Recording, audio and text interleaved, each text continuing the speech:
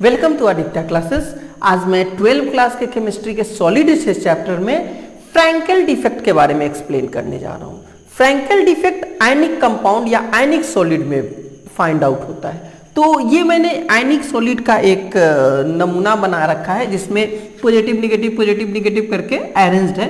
Positive के चारों तरफ निगेटिव और निगेटिव के चारों तरफ पॉजिटिव आपको दिखेगा।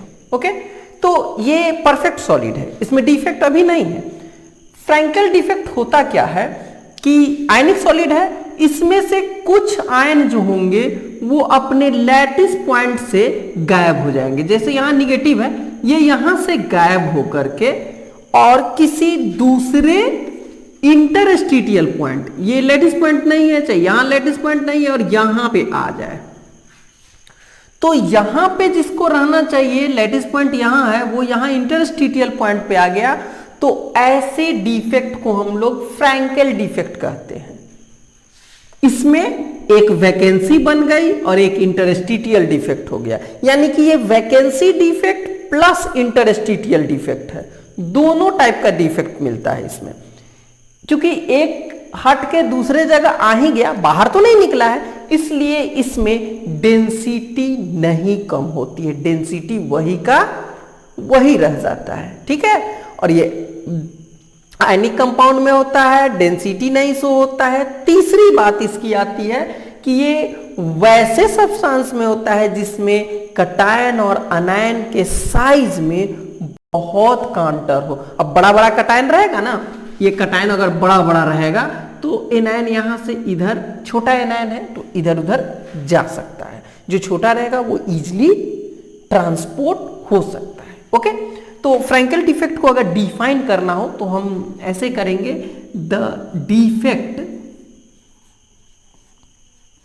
इन आयनिक है, ये ionic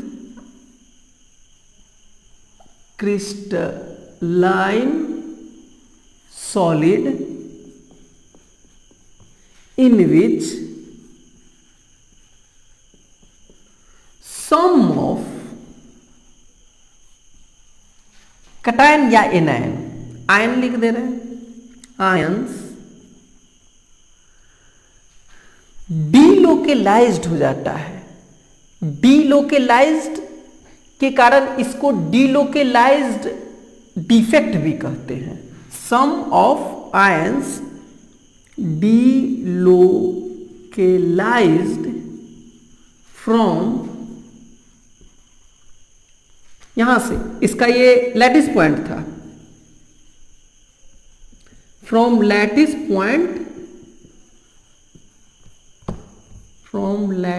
point to interstitial point.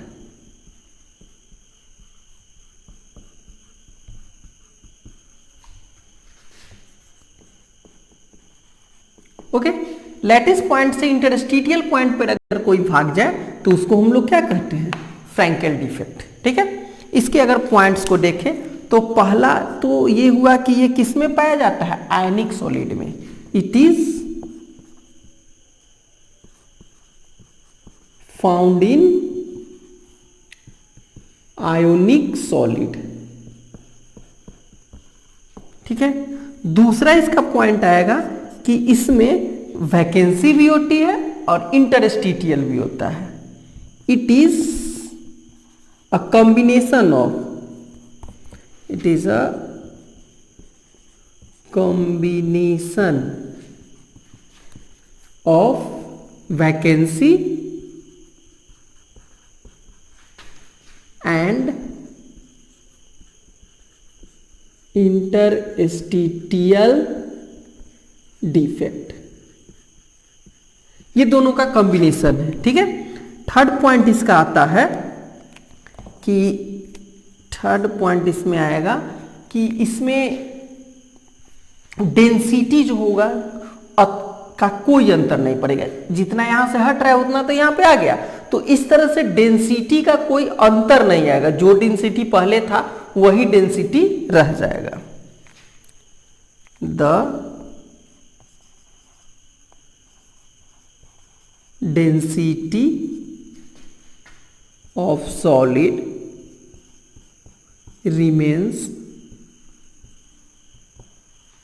unchanged। Vacancy में घटता है, इंटरस्टिशियल में बढ़ता है, तो घटा और बढ़ा, यानी कि वही का वही रह गया।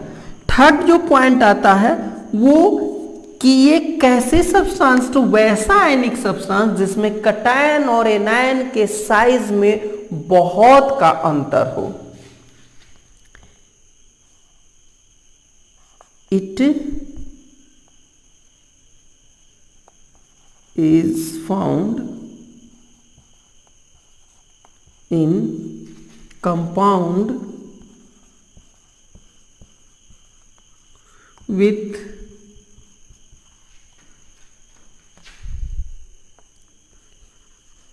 cation and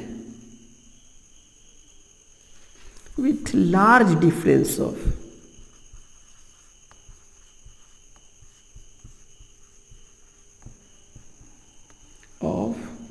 size of cation and anion. Cation और एनायन के साइज में जब बहुत ज्यादा अंतर होगा तभी जाके ये डिफेक्ट आपको मिलेगा। एग्जाम्पल अगर देखें तो इसके एग्जाम्पल स्टार्ट कर रहे हैं हम लोग जेडेनेस से। जेडेनेस एक अलग याद करना होगा, बाकी एजी के साथ क्लोरीन, ब्रोमीन और आयोडीन है।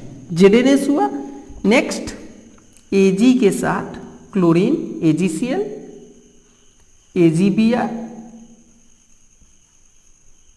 And AgI। ठीक है, ये 4 कंपाउंड हुए, ETC एटसेट्रा हो जाएगा। देखिए इसमें इस फ्रैंकेल डिफेक्ट में क्या हुआ कि ये आयनिक सॉलिड में मिलेगा। दूसरा डिलोकेलाइजेशन हुआ है, it is also known as delocalization effect.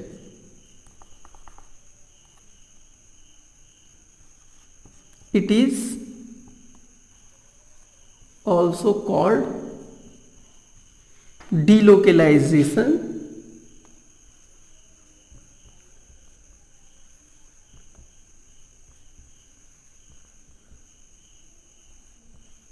defect।